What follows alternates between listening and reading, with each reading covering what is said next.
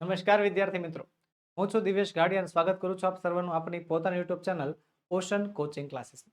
વિદ્યાર્થી મિત્રો, આજે આપણે ધોરણ 10 વિષય અંગ્રેજી, જેમાં યુનિટ નંબર 6 નામ છે આઈ લવ યુ ટીચર, જેનો પાર્ટ 3 ભણવાનો છે, જેની અંદર આપણે સોલ્વ કરવાના છે question answer.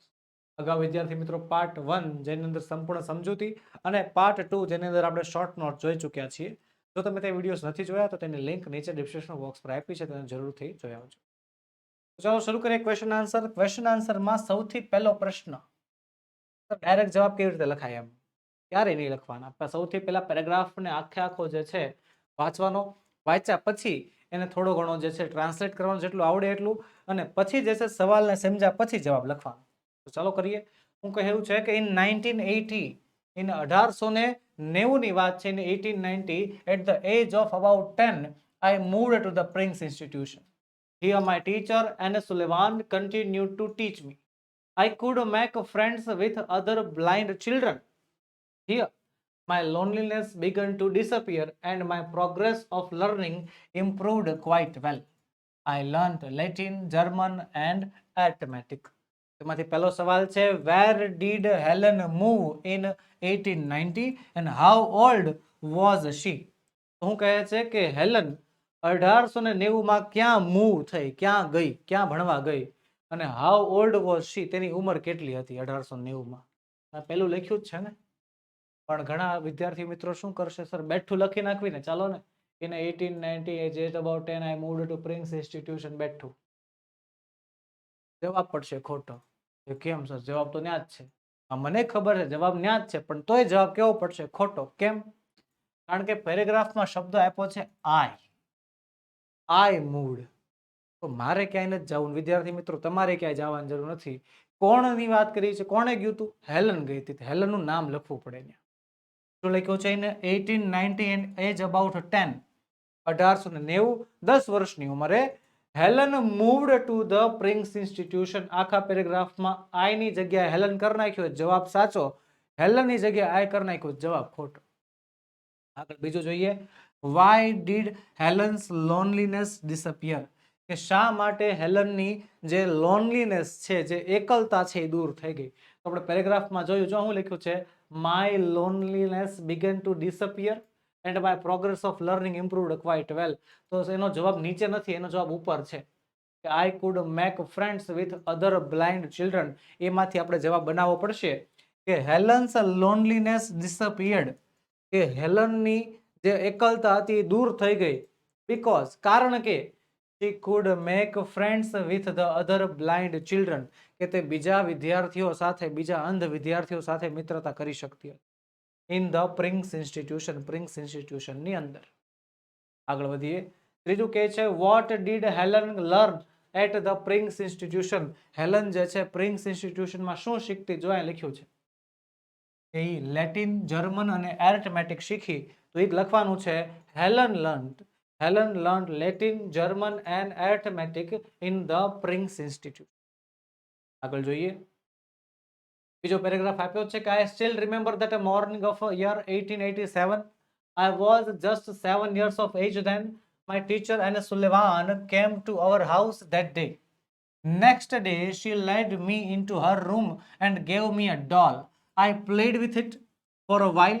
Then Miss Sullivan made some finger movements on my palm.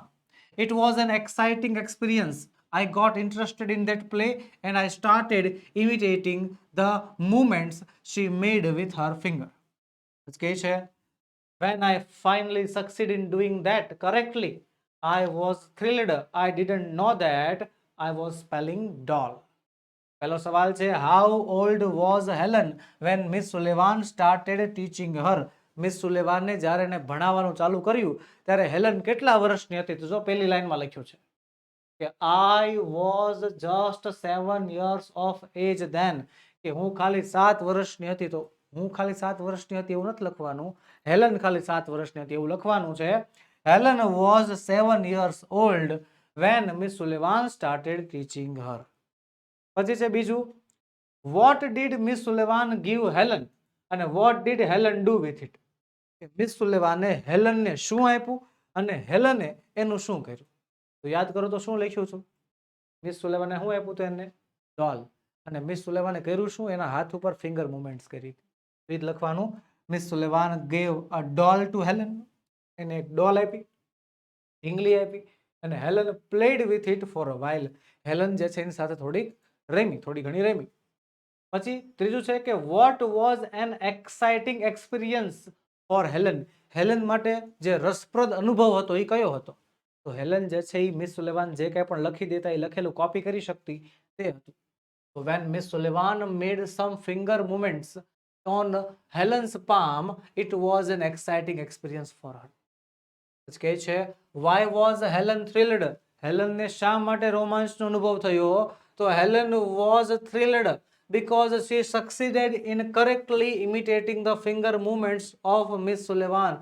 હેલનને રોમાંચનો અનુભવ થયો કારણ કે તે જે એના શિક્ષક મુવમેન્ટ્સ કરી શકતા હતા એ બધા મુવમેન્ટ્સ હેલન ખુદ પણ કરી શકતી. પછી છે પાંચમું, which was the first word that Helen learned. Helen કયો પહેલો શબ્દ ભણી? હેલન કયો પહેલો શબ્દ શીખી? કયો હતો? DOLL, doll. The first word that Helen learned was doll. આગળ વધીએ. આગળ આપણને પેરેગ્રાફ આપ્યો છે કે when I studied seriously it seemed more like play than work. કહે છે whenever anything delighted or interested to me, Miss Sullivan would talk about that as if she were a little girl herself. She taught subjects like science by making it so interesting that I remember everything. તો પહેલો સવાલ છે, what was unique about Miss Sullivan? Miss સુલેવાનની વિશે unique વાત શું હતી?